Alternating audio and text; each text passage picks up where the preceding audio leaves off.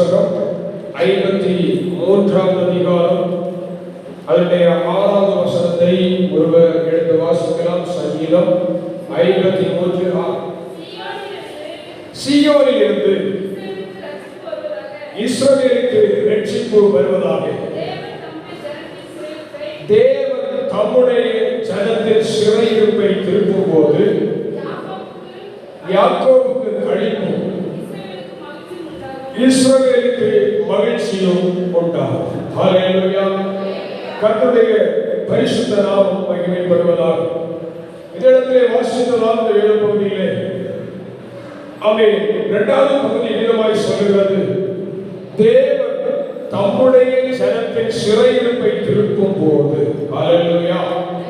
அப்படியானால் இன்னைக்கு தேவ ஜனங்கள் ஒரு சிறையிருப்புக்குள்ளாக காணப்படுகிறார்கள். சிறையிருப்பு என்றால் ஏதோ ஒரு சிறைச்சாலைக்குள்ளே இருக்கிற அனுபவம் என்று யாரும் நினைத்துவிடக் கூடாது.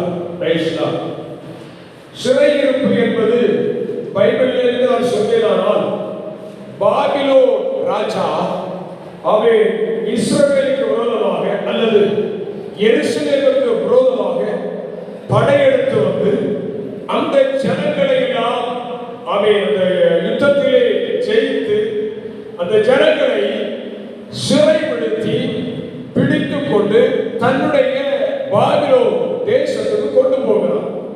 கொண்டு போய் அவர்களை எல்லாரையும் சிறைச்சாலையிலே அழைத்து வைக்க மாட்டான். மாறாக அவர்களுடைய திராணிக்கு தக்கதாய், படிப்புக்கு ஏற்றபடி, சரீர பலனுக்கு ஏற்றபடி அவர்களுக்கு ஏதோ ஒரு வேலையை கொடுத்து அந்த வேலையை செய்ய வைப்பான்.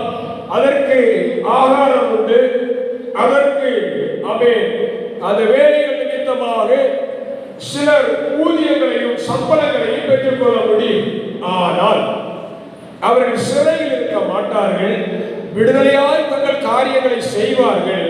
ஆனால் செயல்படுவதற்கு ஒரு லிமிட், ஒரு எல்லை கோடு வைத்திருப்பார்கள். அதை தாண்டி அவர்கள் என்ன செய்ய முடியாது, போக முடியாது. அவர்கள் இருக்கிற இடத்திலிருந்து இன்னொரு இடத்திற்கு போக வேண்டுமானால் பெர்மிஷன் வாங்கினால் மட்டுமே, அனுமதி வாங்கினால் மட்டுமே கடந்து போக முடியும். அது அவர்களுக்கு வைத்திருக்கிற ஒரு சிறையிருப்பு. இது போலதான் இன்றைக்கு அப்படிப்பட்ட சில சிறைச்சாலைகள் நம்முடைய இந்திய தேசத்திலும் இருக்கிறது. கர்த்தருக்கு ஸ்தோத்திரம். ஹல்லேலூயா.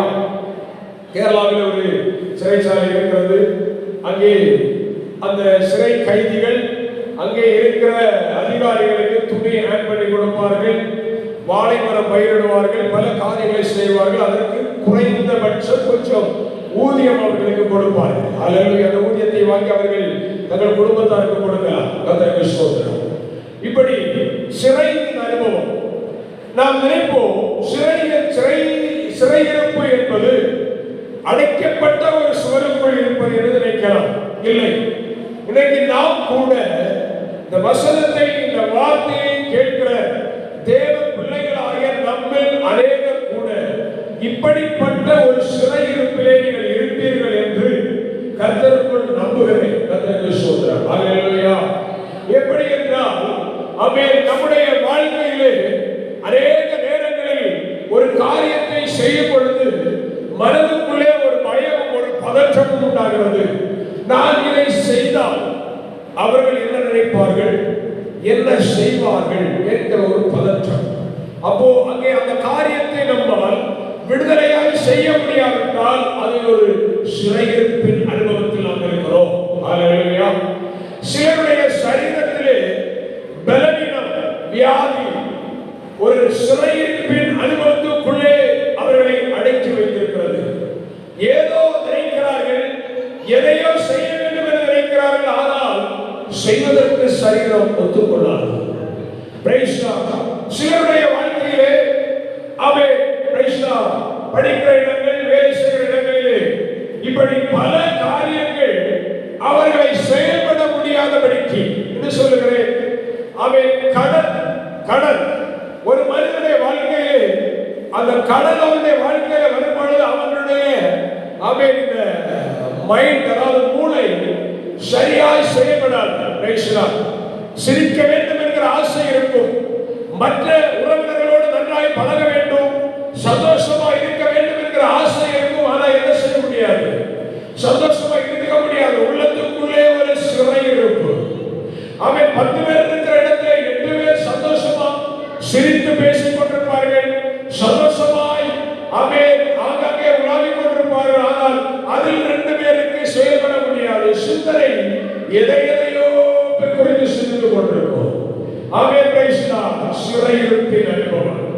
சிலருடைய வாழ்க்கையிலே பயம், இரவை குறித்த பயம். அவன் நேரம் இருட்டிவிட்டாலே ஏன் இந்த இரவு வருகிறது? அவன் கர்த்தராகிய ஆண்டவர் எதற்காக இரவு நேரத்தை படைத்திருக்கிறார்?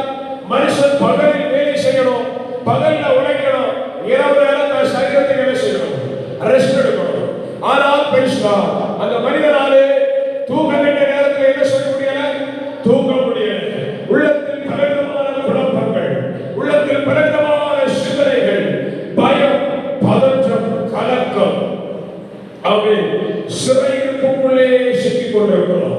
அவன் தேவ பிள்ளைகளே, அவன் நம்முடைய வாழ்க்கையை ஆண்டவர் வாசித்த வேதம் சொல்லுகிறது.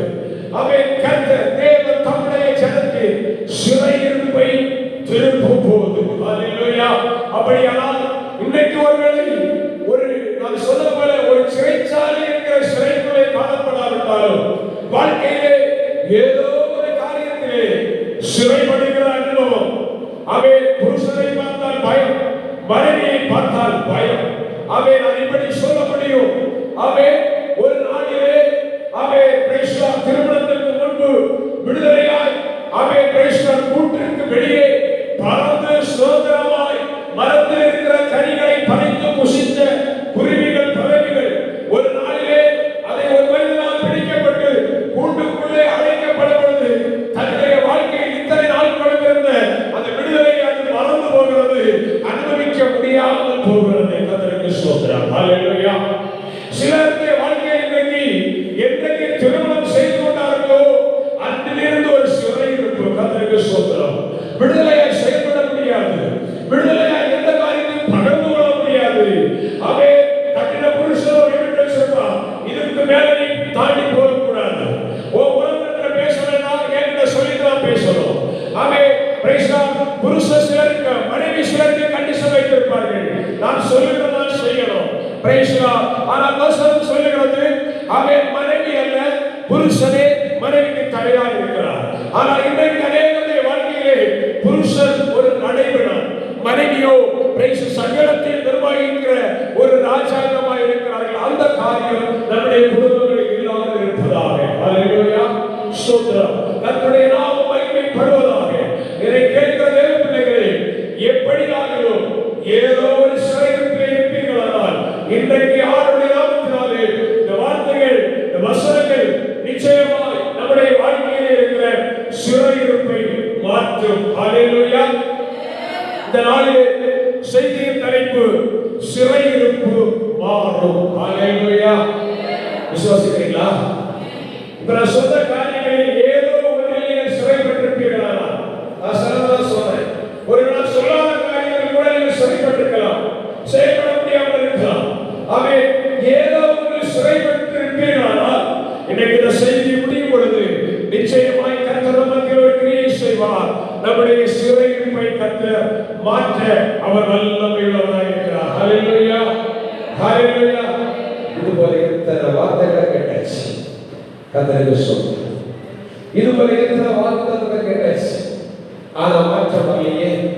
சங்கீதம் 126 1வது வசனத்தை எடுத்து வாசிக்கலாம். சங்கீதம் 126 சீயோனின் சிறையிருப்பை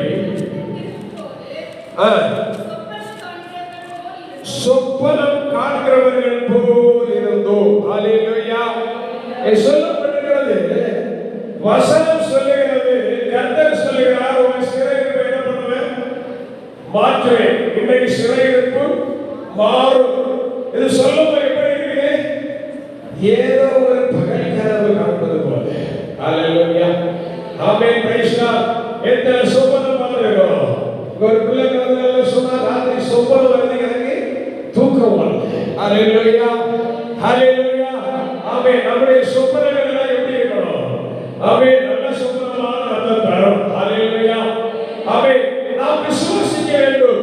நாம் கர்த்தரை நம்ப இருந்தால் சங்கீதத்திலே வாசித்தோம், சீயோனின் சிறையிருப்பு மாறும், கர்த்தரை விடுவிப்பார், கர்த்தரை அற்புதம் செய்வார் என்று சொல்லும் பொழுது அது எப்படி இருந்தது?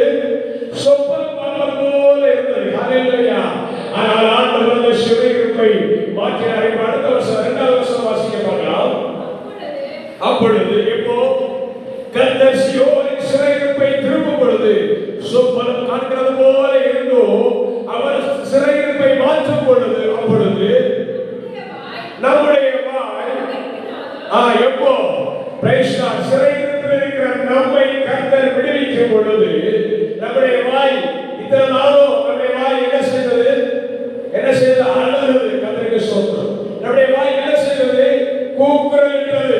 ஆனால் இப்போ கர்த்தர் சிறையிருப்பை மாற்றும் பொழுது நம்முடைய வாய் நகைப்பினாலும் நம்முடைய நாவு ஆனந்த சத்தத்தினாலும் நிறைந்திருந்தது. அப்பொழுது கர்த்தர் இவர்களுக்கு பெரிய காரியத்தை செய்தார் என்று புறஜாதிகளுக்குள்ளே சொல்லிக் கொண்டார்கள். ஹalleluya. பக்கத்தில் வீட்டுக்கார சொல்றதில்ல, பைபிள் தூக்கிட்டு போற உனக்கு என்ன பலன், என்ன பிரயோஜனம்? உன் வாழ்க்கையில கஷ்டம் தீரல, உன் வாழ்க்கையில வியாதி தீரல, அவன் நீ துரத்தப்பட்டவனை போல அவன் அலைந்து திரிகிற குருவியை போல நீ அலைந்து கொண்டிருக்கிறாய் என்று உங்க பக்கத்தில் வீட்டுக்காரங்க உங்க காதுகவே சிலர் பேசுறாங்கல்ல. Price God. அந்த நாவுகள், அந்த வாய்கள் இன்றைக்கு சொல்ல போகிறது, புறஜாதியா சொல்ல போகிறார்கள். என்ன சொல்லி போகிறார்கள்? கர்த்தர் இவர்களுக்கு, கர்த்தர் இவர்களுக்கு, கர்த்தர் நமக்கு, கர்த்தர் எனக்கு. Praise God. ஹalleluya. அப்படி யார் சொல்வா தெரியுமா? இன்னைக்கு காலையில வரைக்கும் உங்களை விடமா பேசினவர்கள் இப்ப சொல்லுவாங்க, ஏதோ ஒண்ணு இன்னைக்கு இவங்க வாழ்க்கையில நடந்திருக்கு. கர்த்தருக்கு ஸ்தோத்திரம். ஹalleluya. ஏதோ ஒரு மாற்றம் இவங்க வாழ்க்கையில கர்த்தர் செய்திருக்கிறார். இவர்களால முடியாது, கர்த்தர் இவர்களுக்கு பெரிய காரியங்களை செய்திருக்கிறார். ஹalleluya. Price God. புறஜாதியார்கள் சொல்லுவார்கள். ஹalleluya. விசுவாசிக்கிறீங்களா? ஆமென். Praise God. நம்ம 3வது வசனத்தை கூட வாசிக்கலாம். கர்த்தர் நமக்கு பெரிய காரியங்களை செய்தார். ஆமென். ஹalleluya. காலையிலே துக்கமா வந்தீங்க, காலையிலே கலக்கத்தோடு வந்தீங்க. Praise God. இப்ப நீங்க சொல்ல போறீங்க, கர்த்தர் எனக்கு பெரிய காரியத்தை செய்திருக்கிறார், இது நிமித்தம் நான் மகிழ்ந்திருக்கிறேன். வாசிக்கிறீங்களா? சேர்ந்து வாசிக்கலாம். வசனத்தை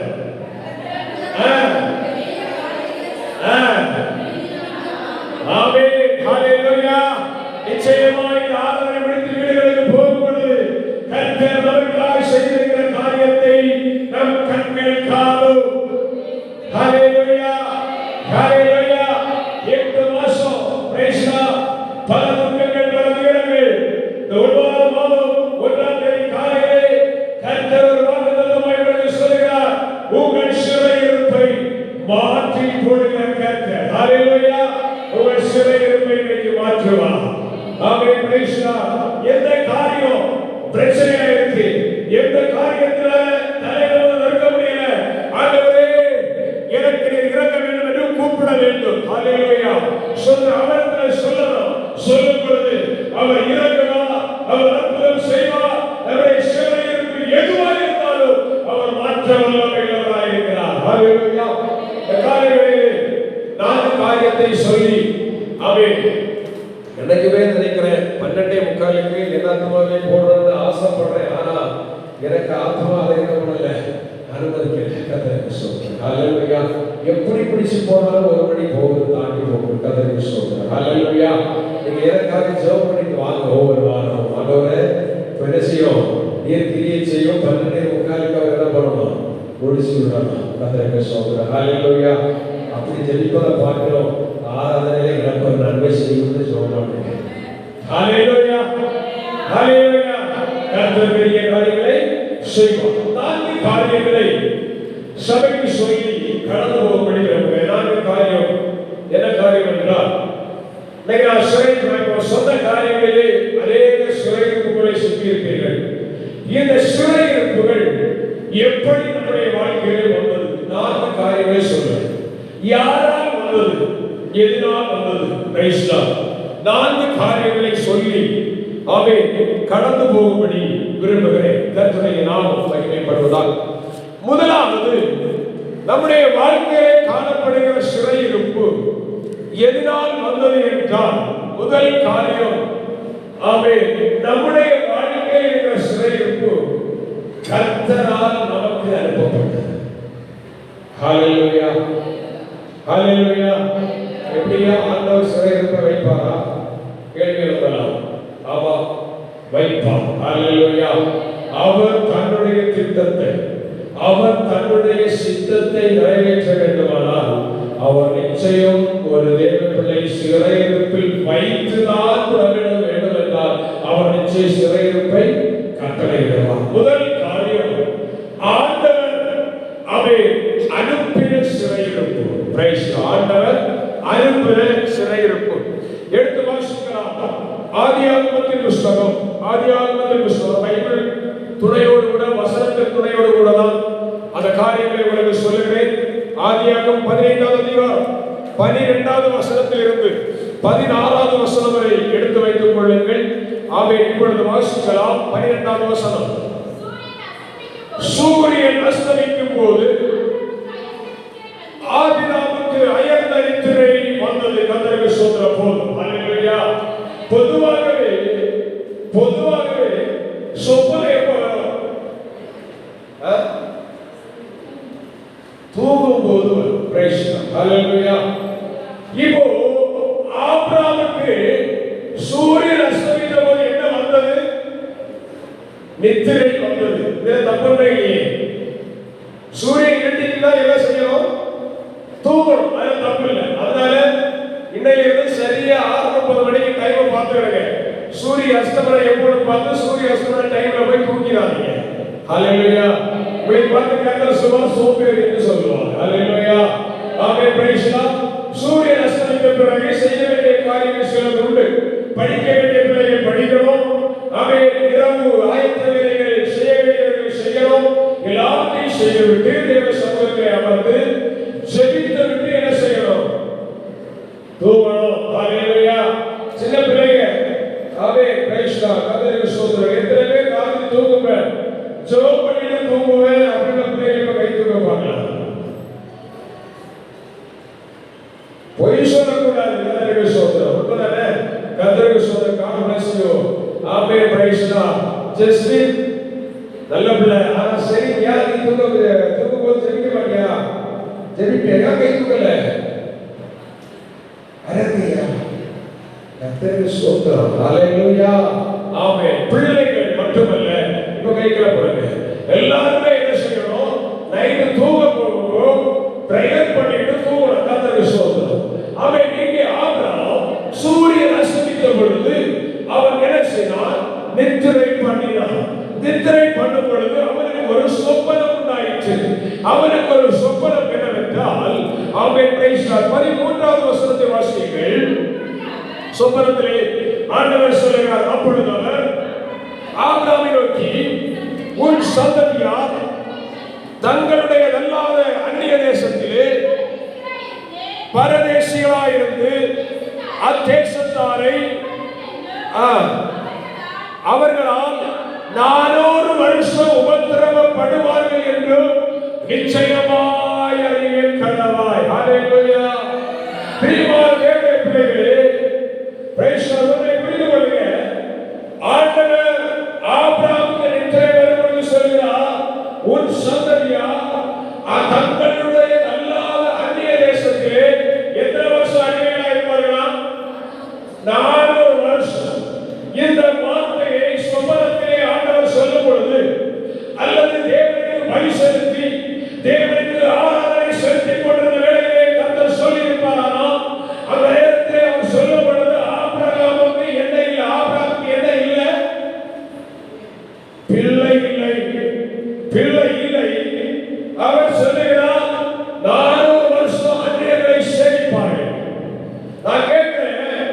பிள்ளையே பிறக்கல. அந்த பிள்ளை பிறந்தா கூட பாவம் செய்யல. அந்த பிள்ளை புரிஞ்சுடுங்க, பிள்ளை பிறக்கல, பிறக்கல பாவம் செய்யுமா? செய்யாது, பாவம் செய்யல. அந்த பிள்ளை எந்த தவறு செய்யல. ஆனா ஆண்டவர் சொல்றார், இந்த பிள்ளை, இந்த சந்ததி, இவருடைய சந்ததி 400 வருஷம் தண்ணீரை சேமிக்கும். ஏன் சேமிக்கும் தெரியுமா? 16ஆம் வசனத்தை இப்பொழுது வாசிக்கலாம்.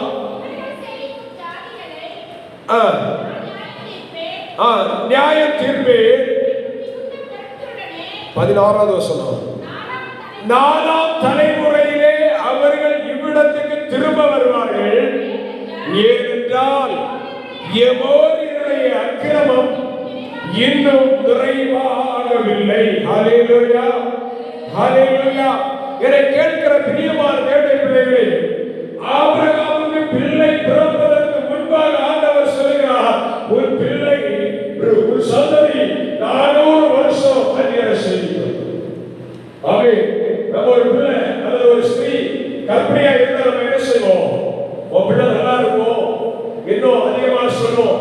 சிலர் அதிகமா ஆமென் ஆண் பிள்ளைகளை நேசிப்பாங்க. பிள்ளை எப்படி இருக்கும்? ஆனா தான் இருக்கணும்னு சொல்லுவோம். சில பெண் பிள்ளையை நேசிப்பாங்க. இந்த பிள்ளை எப்படி இருக்கணும்? பிள்ளையாதான் இருக்கணும் ஆசைப்படுவோம். ஆனா ஆண்டவர் பிள்ளை கருவில் உருவாவதற்கு முன்பாகவே சொல்லுகிறார், உன் சந்ததி 400 வருஷம் அடிமையாக காணப்படும். ஹல்லேலூயா. ஏன் தெரியுமா?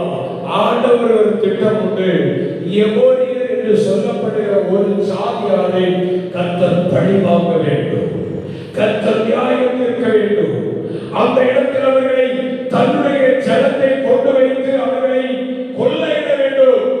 அவர்களுடைய பொருட்களை எல்லாம் எடுத்து தன் ஜனத்துக்கு கொடுக்க வேண்டும். ஆனபடியினாலே ஆண்டவருடைய திட்டம் என்னவென்றால், அவை தன்னுடைய சந்ததியை அங்கே சிறைப்படுத்த கர்த்தரால் அனுப்பப்பட்ட ஒரு சிறையாக காணப்படுகிறது. ஹல்லேலூயா. சங்கீதத்தின் புத்தகத்திலே 105வது அதிகாரம், சங்கீதம் 105வது அதிகாரம் 17வது வசனத்தை எடுத்து வாசிக்கிறீர்களானால் 105:17 அவர்களுக்கு முன்னாலே அவர் புருஷனை அனுப்பினார்,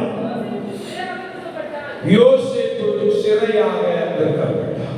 ஹல்லேலூயா. இப்போ புரியுதா? கர்த்தர் சிறை இருக்கும். ஆபிரகாமுக்கு கொடுத்த வார்த்தை, ஈசாக்கு பிள்ளையாய் பிறக்கிறான். ஈசாக்கு பிறந்த பிள்ளை யாரு? யாக்கோபு. யாக்கோபுக்கு பிறந்த பிள்ளை யாரு? யோசேப்பு. ஒரு இணைப்பை நாம் பார்க்க வேண்டும். ஆண்டவர் ஆபிரகாமுக்கு சொல்கிறார், 4ஆம் தலைமுறையிலிருந்து அவங்க என்ன பண்ணுவாங்க? புறப்பட்டு வருவார்கள். 4 தலைமுறை அங்க சேமிக்கும். 400 ஆண்டு, ஒரு 100 ஆண்டு ஒரு தலைமுறை. அவை 400 ஆண்டு அங்க சேமிப்பாங்க. 4ஆவது தலைமுறை புறப்படும் என்று சொன்னார். நான் இப்போ இந்த இடத்தில் வார்த்தை சொல்லும்போது கர்த்தர் எனக்குள்ளே தந்த ஒரு சிந்தை, ஆண்டவர் 4ஆவது தலைமுறை அங்கிருந்து புறப்படும் என்று சொன்னார். அவை ஆனால் பிறப்பிலிருந்து வந்தால் 4ஆவது தலைமுறையை சிறையிருப்புக்குள்ளே கொண்டு போனார். ஹல்லேலூயா. Praise God. அதிலிருந்து 4ஆவது தலைமுறை திரும்ப வரும். 4ஆவது ஆபிரகாம் ஒரு தலைமுறை, ஈசாக்கு 2ஆவது தலைமுறை, யாக்கோபு 3ஆவது தலைமுறை, யோசேப்பு 4ஆம் தலைமுறையை ஆண்டவர் சொல்கிறார், யோசேப்பு சிறையாக விற்கப்பட்டார். ஹல்லேலூயா, ஹல்லேலூயா. என்னை கேட்கிற தேவ பிள்ளைகளே, ஒருவேளை உங்களுடைய முன்தின நாட்கள், உங்களுடைய முன்னோர்களின் வாழ்க்கை சமாதானமாக இருந்திருக்கலாம். இன்றைக்கு ஒருவேளை ஏதோ ஒரு இடத்தில் நீங்கள் தேவனால் பிடிக்கப்பட்டவர்களாக, தேவனால் வாழ்க்கையில் ஒரு சிறையிருப்பு அனுப்பப்பட்டிருக்கலாம். அந்த சிறையிருப்பு நிரந்தரம் அல்ல.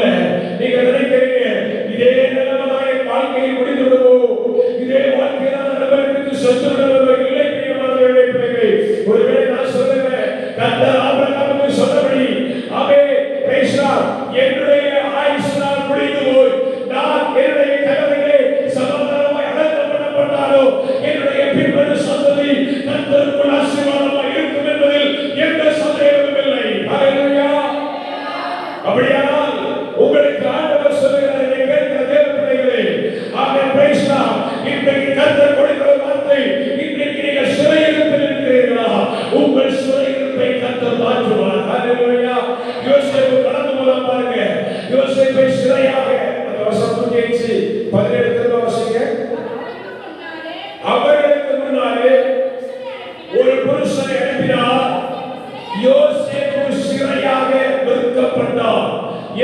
பாவம் செய்யல. புரிஞ்சுடுங்க, யோசேப்பு எந்த பாவம் செய்யல.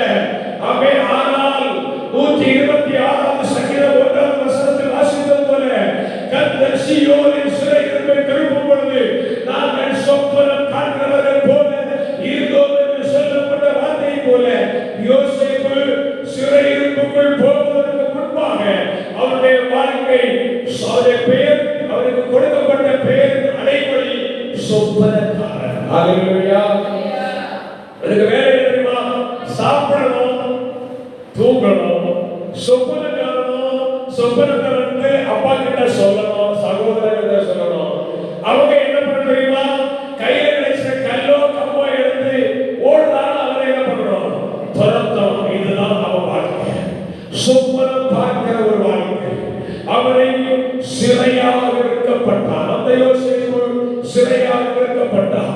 எந்த பாவம் செய்யவில்லை அவர், எந்த தவறும் செய்யவில்லை அவர். ஆனால் சிறையாக இருக்கப்பட்டு கடந்து போன இடத்திலே சிறைச்சாலையில் இருக்கிறார்.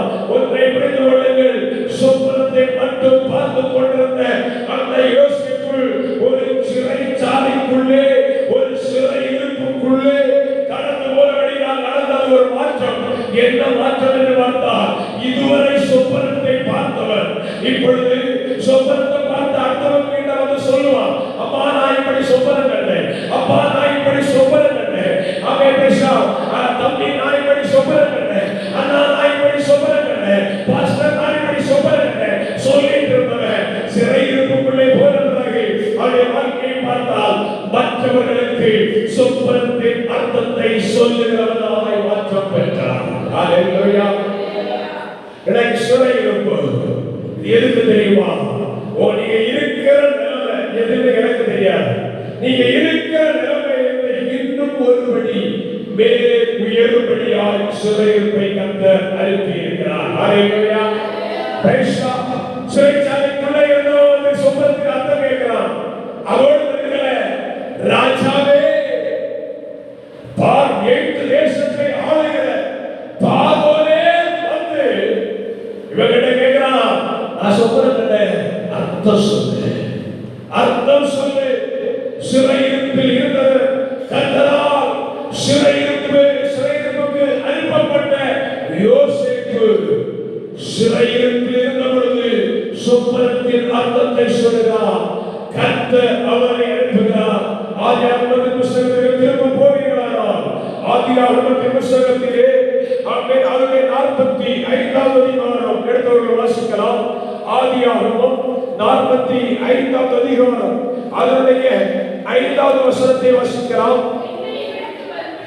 என்னை இவ்விடத்தில் வரும்படி விற்று போட்டதினால் நீங்கள் சஞ்சலப்பட வேண்டாம், அது உங்களுக்கு விசனமாக இருக்க வேண்டாம். ஜீவரட்சனை செய்யும்படி தேவன் என்னை உங்களுக்கு முன்னே அனுப்பினார்.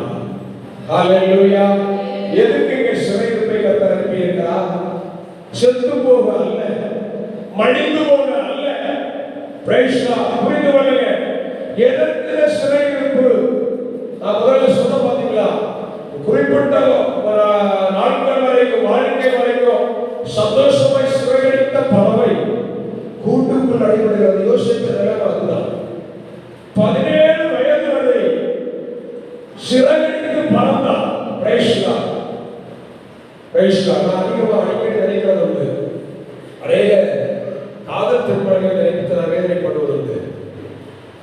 காதலிக்கு திருமணம் செய்கிற முந்தின நாள் வரைக்கும் காதலிக்கிறவன் சொல்லுவான், பிரைஸ் காட், உனக்காக நீ கேட்டா என்ன பண்ணுவேன், வானத்தை கூட ஓ கஷ்டங்களை கொண்டு வைக்கிறேன்னு சொல்லுவான். ஆனா திருமணம் முடிந்த பிறகு அடுத்த நிமிடமே சொல்லுவான், இதுதான் உன்னுடைய நிலைக்கோடு, இனி தாக்கக்கூடாது. ஹல்லேலூயா. இதுதான் சிறையிருப்பின் அனுபவம். யோசேப்பின் அனுபவம் அதுதான். 17 ஆண்டுகள் சிறகடித்து பறந்தார். ஆனா அந்த 17 ஆண்டுகள் சிறகடித்து பறந்தவருடைய வாழ்க்கையை ஒரு சிறையிருப்பை கர்த்தர் அனுப்பினார். எத்தனை ஆண்டு தெரியுமா? எத்தனை ஆண்டு அந்த சிறையிருப்பை கர்த்தர் கொடுத்தார் தெரியுமா? 13 ஆண்டுகள். 13 ஆண்டுகள். கணக்கு போட்டு பாருங்க. அதை டேலி பண்ணி பிரைஸ்லா உங்க சிறையிருப்பு எப்ப மாறும் நீங்களே கணக்கு போட்டு கொள்ளுங்க. கர்த்தருக்கு ஸ்தோத்திரம். 13 ஆண்டுகள் அவை கர்த்தருக்கு ஸ்தோத்திரம்.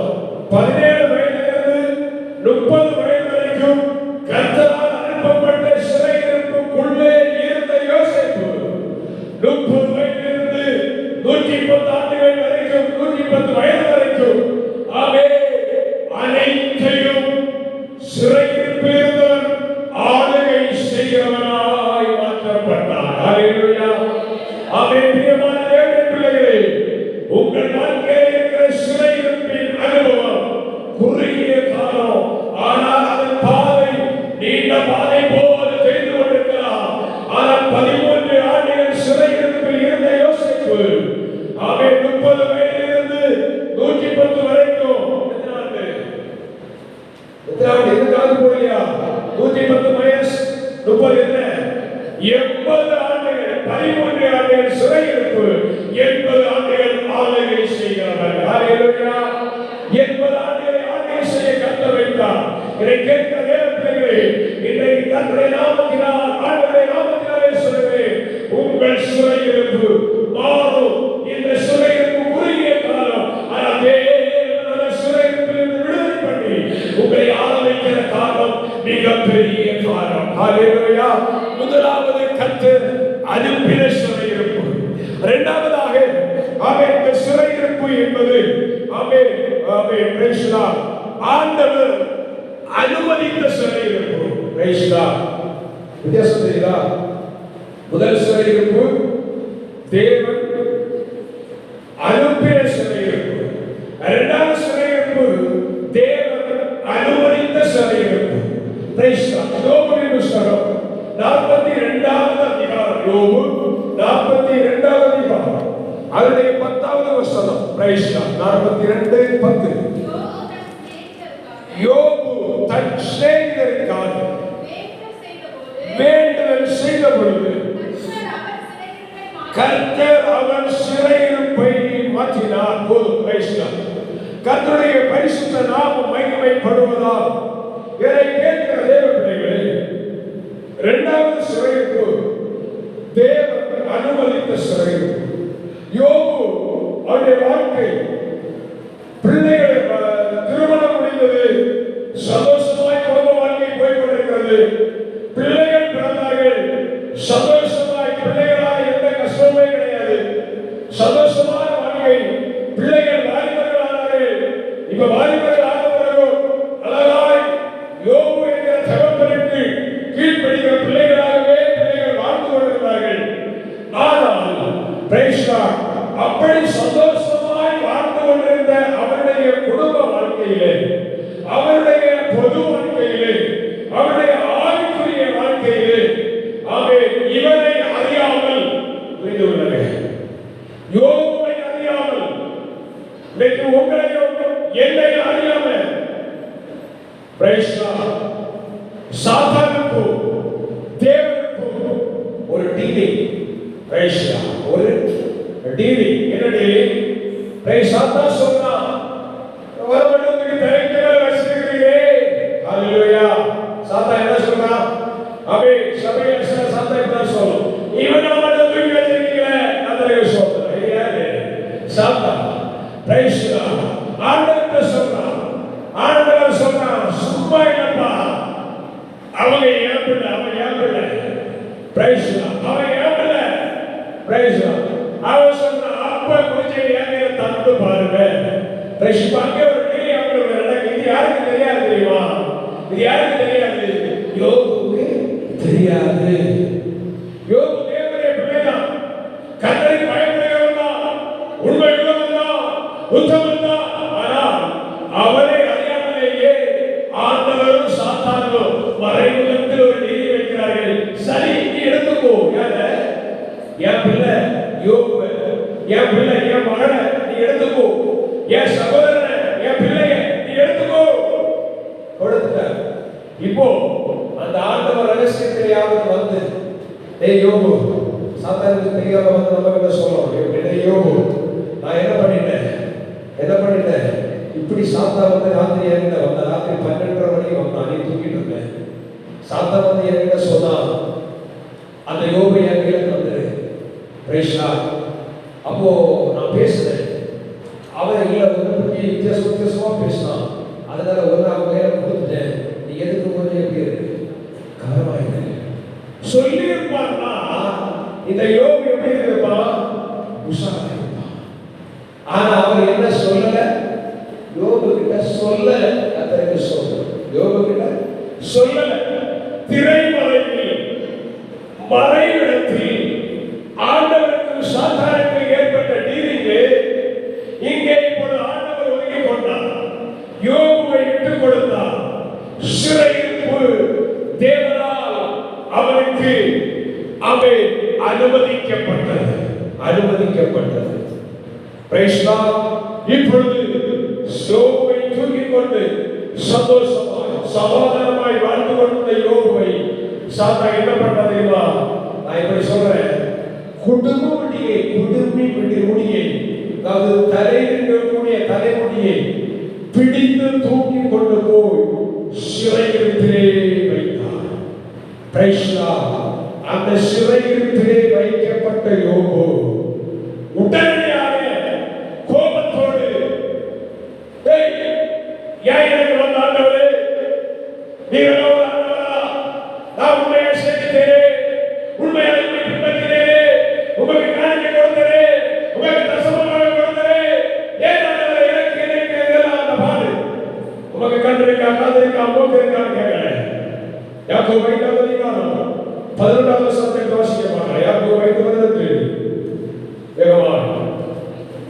யாக்கோபு 5:11. இதோ பொறுமையா இருக்கிறவர்களை பாக்கியவான்கள் என்கிறோமே. யோபுவின் பொறுமையை குறித்து என்ன கேள்விப்பட்டீங்க? யோபுவின் பொறுமையை குறித்து என்ன கேள்விப்பட்டீங்க? அவர் சொன்னான், அவர் என்னை கொண்டு விட்டாலும் எப்படி இருப்பார்? கர்த்தர் மேல் நம்பிக்கைதான் பொறுமை. பிரைஸ் ஹalleluya ஹalleluya. நம்ம பொறுமை என்ன தெரியுமா? கால் தட்டிட்டு வச்சுக்கங்க. கால் தட்டிட்டு நடந்து போறோம், கால் தட்டிட்டு உடனே கால் கிழிஞ்சு போச்சு, வலி சகிக்க முடியல. படுவாவை பயந்த பயங்கரத்தை ஒழுங்க போட்டுட்டான். நடமாதையை ஒன்று கல்ல போட்டுட்டான். திட்டமில்ல இல்ல. யோபு பாருங்க, பொறுமையாய் யோபுக்கு பொறுமை. கர்த்தரை தொட்டு போட மாட்டான். ஒருவேளை தொட்டு போட்டான். அதான் தானியல் பொறுமை. எப்படி தானியல் பொறுமை எப்படி இருக்கு? Praise Lord. அடிமையாக இருந்தான். எங்க? அந்நிய தேசத்தில் அடிமையாக இருந்தான். ராஜா சொல்லுகிறார், இந்த சிலையை நீ வணங்கலைன்னா எங்க போடுவேன்? பிரைஸ் கெபில போடுவேன். கெபில போடுவேன். Praise Lord. அவன் அவசரப்பட்டு ஓடி போய் சாஸ்தானமா விழல. யாருக்கு தெரியாது? யாருக்கு தெரியாது? அவன் தன்னுடைய உறவினருக்கு தெரியாது. யாருக்கு தெரியாம படிச்சுட்டா இன்னும் ஒரு பதவி உயர்ந்து கிடைக்கும். Praise Lord. படிக்க விடல. அவன் நாங்கள் ஆராதிக்கிற எங்கள் தேவன் எங்களை தப்புவிக்க வல்லவராய் இருக்கிறார். அவர் என்னை கொண்டு வந்தார். இதுதான் பொறுமை. தேவ பிள்ளைகளே, சிறையிருப்பு தேவன் அனுமதித்த சிறையிருப்பு வரும்போது எப்படிப்பட்ட சிறை நம்ம புரிந்து கொள்ள முடியாது. இது தேவன் அனுப்பினதா தேவன் அனுமதித்ததா தெரியாது. அந்த வேளையிலே பொறுமையாய் இருக்கும் பொழுது கர்த்தர் நம்மை சிறையிருப்பிற்கு மாற்றுவார். ஹல்லேலூயா. யாக்கோபு 5வது அதிகாரம் 13வது வசனம் வாசிக்க 13. ஜெபம் பண்ணுறார். இப்போ யோபு என்ன பண்றான்? இந்த துன்பத்தின் வேளையிலே, இந்த பாடுகிற வேளையிலே, இந்த சிறையிருப்பிலே இருந்து கொண்டு தேவனை நோக்கி ஜெபிக்க ஆரம்பித்தார். ஹல்லேலூயா ஹல்லேலூயா. ஆமா, பிரைஸ் லார்ட்.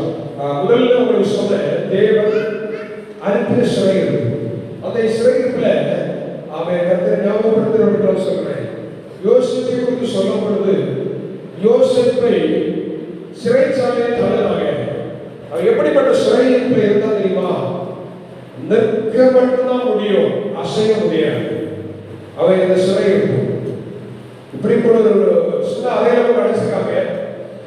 அவன் நிற்கத்தான் முடியுமே, திரும்ப முடியாது, உட்கார முடியாது. அப்படிப்பட்ட ஒரு சிறையிருப்புக்குள்ளே, சிறைச்சாலையிலே யோசிப்பு அடைந்தார்கள். வசனம் சொல்லுகிறார் 105வது சங்கீதத்திலே அவர் 18வது வசனம் இருக்கிறேன். கர்த்தருக்கு ஸ்தோத்திரம். வேகமா வாசிங்க. 117 சேர்த்து வாசிங்க பார்க்கலாம். அனுப்பினார், சிறையாக வைக்கப்பட்டால், அவன் கால்களை விலங்கு போட்டு ஒடுக்கினார்கள், அவன் பிராணன் இரும்பில் அடைபட்டு. புரியுதா? பேசலா யோசிப்போட கஷ்டப்பட்டான். அந்த சிறையிருப்பிலிருந்து வெளியே வருவதற்கு முன்பாக 13 ஆண்டு காலம் அவனுடைய சிறையிருப்பில் அனுபவம். காலை என்ன பண்ணாங்களாம்? கட்டி போட்டார்கள். அவன் இரும்பில் அடைபட்டு கிடக்கிறான். எத்தனை நெருக்கமான சூழ்நிலை சிறையிருப்பு. கர்த்தர் அதிலிருந்து அவரை வெளியே கொண்டு வந்தார். யோபுவின் சிறையிருப்பு தேவனுக்கும் சாத்தானுக்கும் நடந்த டீல். இறுதியாக சாத்தான் கையிலே யோபுவை ஒப்புக் கொடுத்தார். யோபு பொறுமையாயிருந்தான். ஹல்லேலூயா. இந்த சிறையிருப்பு எனக்கு ஒருவேளை உங்க வாழ்க்கையில் சில சிறையிருப்பு இருக்கலாம். நீங்க பொறுமையாய் காத்திருங்கள், ஜெபம் பண்ணுங்க, தேவனோடு போராடுங்க, பிசாசை மேற்கொள்ளுங்க. கர்த்தர் நிச்சயம் இந்த சிறையிருப்பிலிருந்து விடுதலை தருவார். ஹல்லேலூயா, ஹல்லேலூயா, பிரைஸ் தி லார்ட். ஆமென். இன்னைக்கு ஒரு சமாதானமான வார்த்தை, ஒரு ஆறுதலான வார்த்தை சொல்லுகிறேன். யோசேப்பு 13 ஆண்டுகள் தான் சிறையில் இருந்தான். யோபு சில ஆண்டுகளுக்கு வைத்துக் கொள்ளுங்க சிறையில் இருந்தான். ஆனால் அதன் பிறகு கர்த்தர் விடுதலையை சிறையிலிருந்து வெளியே கொண்டு வந்தார். அதன் பிறகு பார்த்தீங்கன்னா அவன் இதுவரைக்கும் பெற்றிராத மகிமை, மேன்மை அவர்கள் கண்டு கொண்டார்கள். ஹல்லேலூயா, ஹல்லேலூயா. அவர் ரெண்டு சிறையிருப்பு. ஒன்று தேவன் அனுப்பின சிறையிருப்பு, இரண்டாவது தேவன் அனுமதித்த சிறையிருப்பு, மூன்றாவது ஒரு சிறையிருப்பு. கர்த்தருக்கு ஸ்தோத்திரம். அப்ப இதை இன்னும் விளக்கமா சொல்லணும்னா நிறைய நேரம் தேவைப்படும். புரிந்திருக்கணும் நினைக்கிறேன். கர்த்தருக்கு ஸ்தோத்திரம். மூன்றாவது சிறையிருப்பு எடுத்தவர்கள் வாசிக்கலாம். கர்த்தருக்கு ஸ்தோத்திரம். யோசுவாவின் புஸ்தகத்திலே 1ஆம் அதிகாரம். கர்த்தருக்கு ஸ்தோத்திரம். யோனாவின் புஸ்தகம், யோனா தீர்க்கதரிசியின் புஸ்தகம் 1ஆம் அதிகாரம் அதனுடைய 3வது வசனம். அப்பொழுது யோனா கர்த்தருடைய சமூகத்திலிருந்து விலகி தர்ஷீசுக்கு ஓடி போக எழுந்து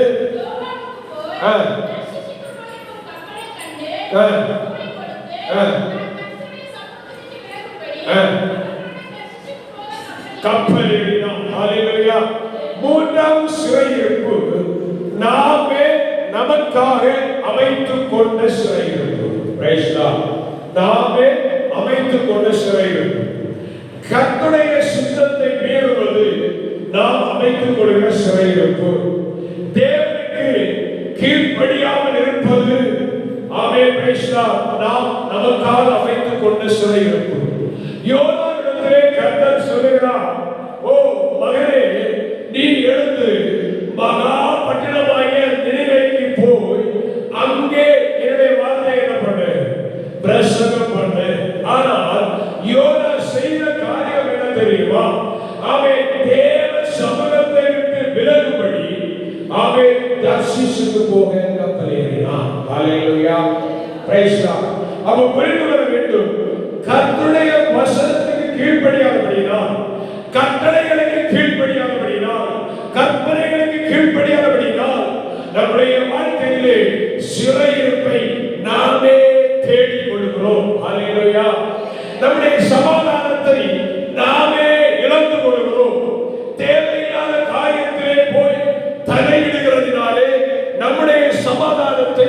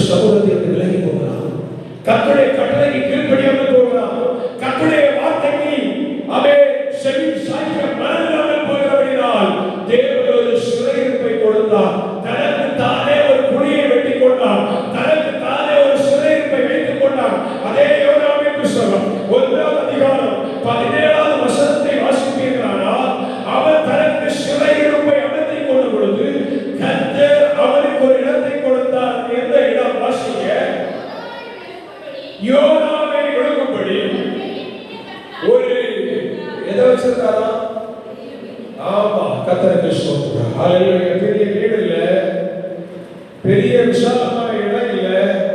ஆண்டவர் வசனத்தை என்ன தெரியுமா? பெருசா வசனத்தை நம்ம அந்த எதிர்பார்க்கிறது கொஞ்சம் நமக்கு தந்தா என்ன ஆகாது? புத்தி வராது. ஒரு அடிபட்டா என்ன வராது? புத்தி வராது. ரெண்டு அடிபட்டா என்ன வராது? புத்தி வராது. ஏன்னா சோழ கெட்டு போச்சு. கர்த்தருக்கு ஸ்தோத்திரம். ஆமென். அதனால ஆண்டவர் என்ன பண்ணாரா? பெருசா வச்சிருந்தார். என்னது? ஒரு பெரிய இன்னைக்கு சிலருடைய வாழ்க்கையில ஏன் பெரிய சோதனை? எங்கோ ஒரு இடத்துல மிஸ்டேக் பண்ணிருக்கீங்க. கர்த்தருக்கு ஸ்தோத்திரம். எங்கோ ஒரு இடத்தில் பாதை மாறி இருக்கிறீங்க. எங்கோ ஒரு இடத்தில் தேவனின் திட்டத்தை விட்டு வெளியே போயிருக்கிறீர்கள். சிலருடைய வாழ்க்கையில் சில சிறையிருப்பு நீங்கள் தேவனுக்குள் வர வேண்டும் என்று கர்த்தரால் அனுப்பப்பட்டது. சிலருடைய வாழ்க்கையில் சிறையிருப்பு நீங்கள் மேன்மை அடையும்படி கர்த்தர் அனுமதித்தது. சிலருடைய வாழ்க்கையில் சிறையிருப்பு நீங்கள் எங்கேயோ தப்பு பண்ணி தேவ சமூகத்தை விட்டு விலக தீர்மானித்தபடியால் பெரிதான ஒரு சிறையிருப்பு. ஹல்லேலூயா. புரிந்து கொள்ளுங்க, உணர்ந்து கொள்ளுங்க. கர்த்தர் யோனாவை விழுங்கும்படி ஒரு பெரிய மீனை விழுங்கும்படி வைத்தார். ஹல்லேலூயா. கீழ்ப்படியாக தேவ சித்தம் செய்யாம இப்ப சொல்ற நீங்க எந்த இடத்துலனாலும் பொதுவாக வேலை செய்கிற இடமானாலும் அந்த இடத்துல எப்படி இருக்கு? உங்களுக்குன்னு தந்த வேலையில உண்மையா இருக்கு. சிலர் என்ன பண்ணுவாங்கன்னா, நான் நல்லா உதவி செய்யணும், மற்றவங்களை ஹெல்ப் பண்றேன்னு தன் காரியத்தை கிடப்பில பண்ணுவாங்க. எக்ஸாம் காலேஜ் சில பிள்ளைகள் எக்ஸாம் எழுதும். இவங்க எழுதுறாங்களே இல்லையோ பக்கத்துல இருந்து தட்டிட்டே இருக்கும், ஓடிட்டே இருக்கும். சொல்லு சொல்லு சொல்லு. இவங்க எழுத மாட்டாங்க, அங்க சொல்லி கொடுப்பாங்க. கடைசியில பார்த்தா கேட்டது வின் பண்ணி கைரேஸ்ல நிற்கும். பிரைஸ் சொல்லி கொடுத்தது விழுந்துகிறாங்க கீழே. இதுதான் வேலை ஸ்தலத்திலையும் தனக்கு வேலையை பெண்டிங் போட்டுட்டு அடுத்தவங்க வேலையை கவனிக்கிறது. தேவையில்லாத இடத்தில் மூக்கை நுழைக்கிற காரணம். கர்த்தருக்கு இது ஒண்ணு சொல்ல. இது போல எல்லா காரியம் உங்க குடும்ப காரியம். முதலாவது உங்க குடும்பத்தை, நம்ம குடும்பத்தை சரியா நடத்தணும். அதன் பிறகு அடுத்த பிரச்சனை என்ன பண்ணணும்? அடுத்த காரியத்துல தலையிடணும். தேவையில்லாத இடத்தில் கையை போட்டு காலை போட்டு மூக்க நுழைச்சி தலையை நுழைச்சி போறீங்கன்னா போய் உள்ள போறீங்கன்னா அங்க ஆண்டவர் வச்சிருக்கிறது பெரிய மீன். மாட்டிக்கொள்ளாதே. ஹல்லேலூயா. கர்த்தர் ஆமென். அந்த சிறையிருப்பை நமக்காக அவரே என்ன செய்திருக்கிறார்? அவரல்ல, நாமே நமக்காக அமைத்துக் கொண்ட சிறையிருப்பு. நான்காவது சிறையிருப்பு கர்த்தருக்கு ஸ்தோத்திரம். ஆமென். எடுத்து வாசிக்கலாம். மார்க்கு எழுதின சுவிசேஷம். இதை சொல்லி ஜெபிக்க போகிறோம். பிரேசில ஒவ்வொரு காரியத்தை கீழ்ப்படியாக சொல்லணும்னா நிறைய சொல்லலாம். ஆமென். பிரேசிலா நம்முடைய சொந்த விருப்பத்தையே செயல்படுத்த பார்க்கிற காரியங்கள் நிறைய சொல்லலாம். நான் ஒன்று ரெண்டு நாள் சொன்னேன். ஒருவேளை உங்க வாழ்க்கையில ஏதோ ஒண்ணு நீங்க செய்துட்டு இருக்கீங்கன்னா இன்னைக்கு அதிலிருந்து என்ன பண்ணுங்க? வெளியே வரும்படி பிரயாசப்படுங்கள். சிறையிருப்பு மாறும். ஹல்லேலூயா. அது ஒரு தீர்மானத்தோடு இதை கடந்து போகணும். Praise the Lord. ஆமென். நான்காவதாக மார்க்கு எழுதின சுவிசேஷம். மார்க்கு எழுதின சுவிசேஷம் 7ஆம் அதிகாரம். மார்க்கு 7ஆம் அதிகாரம் 3வது வசனம். ஏனெனில் பரிசேயர் முதலிய யூதர் அனைவரும் முன்னோருக்கு வாசித்தா சரியா வாசிக்கலாம். ஏனெனில் பரிசேயர் முதலிய யூதர் அனைவரும் முன்னோர்களின் பாரம்பரியத்தை கை கொண்டு போதும். நான்காவது அவன் சிறையிருப்பு என்னன்னா, ஆமென். Praise the Lord. கர்த்தருக்கு ஸ்தோத்திரம். முதல் சிறையிருப்பு ஆண்டவர் அனுப்பின சிறையிருப்பு. இரண்டாவது சிறையிருப்பு ஆண்டவர் அனுமதித்த சிறையிருப்பு. மூன்றாவது சிறையிருப்பு நாமே அழைத்து கொண்ட சிறையிருப்பு. நான் மாற்றி சிறையிருப்பு நினைக்கிறேன், திருத்திக் கொள்ளுங்க. மூன்றாவது சிறையிருப்பு நாமே அழைத்துக் கொண்ட சிறையிருப்பு. நான்காவது சிறையிருப்பு நாமே நமக்கு அமைத்துக் கொண்ட சிறையிருப்பு. அது என்ன சிறையிருப்பு? பாரம்பரியம். பாரம்பரியம் என்கிற சிறையிருப்பு. நான் இப்படித்தான் இருப்பேன், ஏன் அம்மா அப்பா இப்படித்தான் இருந்தாங்க, ஏன் முந்தின நாட்கள் நான் இப்படிதான் ஆராதிச்சேன், அதனால இப்போ இப்படித்தான் ஆராதிப்பேன். நான் இப்படிப்பட்ட ட்ரெஸ் தான் என் அப்பா அம்மா போட்டு வழங்கப்படுறாங்க, இப்படிப்பட்ட ட்ரெஸ் தான் போடுவேன். இது ஒரு பாரம்பரியம். பிரியமான தேவனுடைய பிள்ளைகளே, இந்த பாரம்பரியத்தை குறித்துதான் ஆண்டவர் சொல்லுகிறார். பரிசேயர்கள் அவன் ஒரு இடத்துல ஒருவேளை பயங்கர பசி வைத்துக் கொள்ளுங்க, பயங்கரமான பசி தாங்க முடியல, பயங்கர விழுந்துறவங்களே இருக்கு, கையில சாப்பாடு இருக்கு, கையில என்ன இருக்கு? சாப்பாடு இருக்கு. ஆனா நேற்று வரைக்கும் கை கழுவாம என்ன பண்ணதில்லை. இன்னைக்கு விட்டு போறது, நேற்று வரைக்கும் பல் தேய்க்காம சாப்பிட்டதே இல்லை. இப்ப பல் தேய்க்கிறதுக்கு என்ன இல்லை? என்ன இல்லை? பேஸ்ட் இல்லை. கதை சொல்றது என்ன இல்லை? பேஸ்ட் இல்லை, எதுவுமே கிடையாது, வாய்ப்பே இல்லை. இப்ப நான் கேட்கிறேன், பல் தேய்க்காம சாப்பிட்டா நீங்க செத்து போறீங்களா? சாகணும். அதனால இன்னைக்கு பிள்ளைங்க என்ன பண்ணாதீங்க, பல்லெல்லாம் புதுப்பிடிச்சு போயிடும். என்ன சரி, காலையில் எழுந்தோட பிள்ளைங்க என்ன பண்ணணும்? சரி, இதை பிடிச்சிக்கணும். கர்த்தருக்கு ஸ்தோத்திரம்.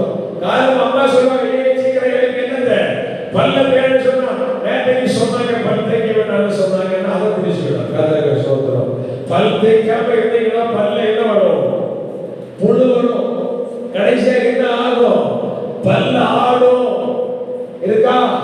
கர்த்தருக்கு ஸ்தோத்திரம். ஹல்லேலூயா. பல் விழுந்துடும். அதனால பிரைஸ் காட். சூழ்நிலைக்கு ஏற்றபடி சாப்பாடு கையில இருக்கு, பல் தேய்க்காம இருந்தா என்ன பண்ணலாம்?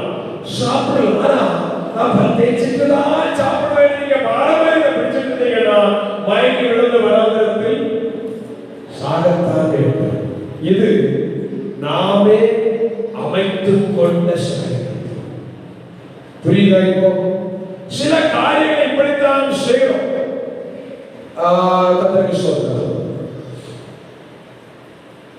தாவீது தன்னுடைய வாழ்க்கையிலே கோலியாத்துக்கு முன்னால் இருக்கிறான்.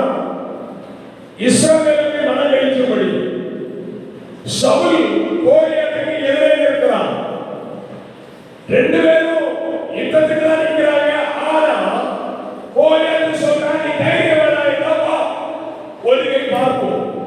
இவனுக்கு என்ன இல்லை? பலன் இல்லை, தாடி இல்லை.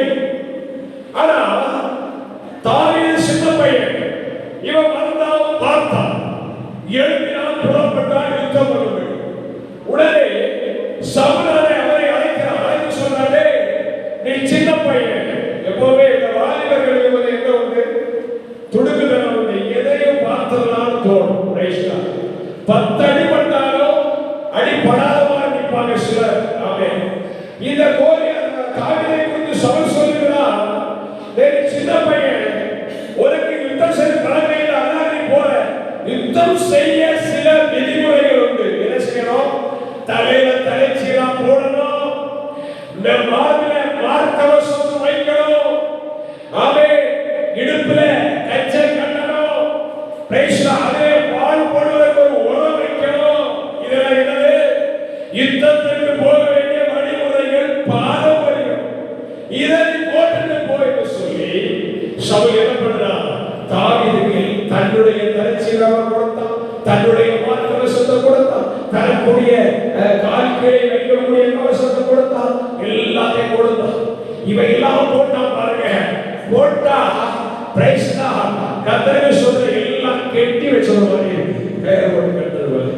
இப்ப இவருக்கு ஒரு சந்தேகம், காட்டுல சிங்கத்தையும் கரடியையும் எந்த ஆயுதமும் இல்லாமல் வெறும் சரீரத்தோடு போய் போராடி செய்தேன் என்றால், இன்றைக்கு இந்த கோரியாத்தை நிறுத்த இதெல்லாம் இந்த பாரம்பரியம் எனக்கு தேவையா?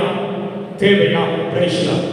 இப்ப எல்லாவற்றையும் போட்டுக்கொண்டு கொஞ்சம் தூரம் சும்மா நடந்து பார்க்கிறான். எங்க நடக்கிறான், அங்க நடக்கிறான். இவருக்கு காலை தூக்கி வைக்க முடியல, காலில் இருக்கிற கவசத்தை வச்சுட்டு ஓட முடியல. அவன் சொல்றான், இந்த பாரம்பரியமாக அபியாசம் எனக்கு தேவை. ஆமா பிரியமான தேவர்களே, நீங்கள் ஏதோ ஒன்று சபை படித்தான் இருக்கிறோம். ஆமா சபையில் கர்த்தர் வைத்த பைபிள் வசனத்தின்படி வைத்த சில கட்டுப்பாடுகள், சில விதிமுறைகளை மீறும்போது சபை கண்டிக்கும். அது நமக்கு கீழ்ப்படிய முடியவில்லை என்றால் சிறையிருப்பு. ஆமென். அந்த பாரம்பரியமாக கற்று பிரேசனைப்படி சொல்லுவேன். ஒரு இந்து மார்க்கத்திலே ஒரு மனுஷனை சுலபமாய் கிறிஸ்துவுக்குள்ளே வழிநடத்தி கொண்டு வரலாம். ஆனால் பாரம்பரிய கிறிஸ்தவனை கிறிஸ்துவின் நித்திய ராஜ்யத்திற்கு ஆயத்தப்படுத்துவது மிக மிக மிக கடினமான காரியம். ஆமென். இந்த தாவீது இந்த பாரம்பரியத்தை, ஆமென், அந்த அபியாசத்தை எல்லாத்தையும் கலத்தி தூர எறிச்சான். தனக்கு தேவன் தந்த பலத்தினால் புறப்பட்டு போனான். ஒரு கல், ஆமென், ஒரு கவல், ஒரு கவல், ஒரு கல் கோலியாத்தை வீழ்த்தது. ஆமா தேவர்களே, இன்றைக்கு பாரம்பரிய என்கிற கட்டை வைத்துக் கொண்டு இப்படித்தான் வாழ்வேன், இப்படித்தான் இருப்பேன் என்று சொல்லி தேவனுடைய கட்டளைகளை கை கொள்ளாமல் இருப்பாயானால் சிறையிருப்புக்குள் இருக்கிறார். இன்றைக்கு கர்த்தர் சிறையிருப்பை மாற்ற விரும்புகிறார். குழந்தைகள் படிக்கிறோமா? ஆண்டவருடைய சமூகத்தை ஆண்டவரை பார்த்து, ஓ தேவர்களே, சொல்ல கேட்க போகிறார். என்னுடைய வாழ்க்கையை காணப்படுகிற பாவம் என்கிற சிறையிருப்பில் எனக்கு ஒரு விடுதலை வேண்டும் ஆண்டவரே. பயம் என்கிற சிறையிருப்பில் எனக்கு ஒரு விடுதலை வேண்டும் ஆண்டவரே. ஆமென். ஹல்லேலூயா. விளக்கப்படிக்கு செல்லிக்கலாம். கர்த்தர் சிறையிருப்பை மாற்ற வேண்டுமானால் இந்த வேளையில்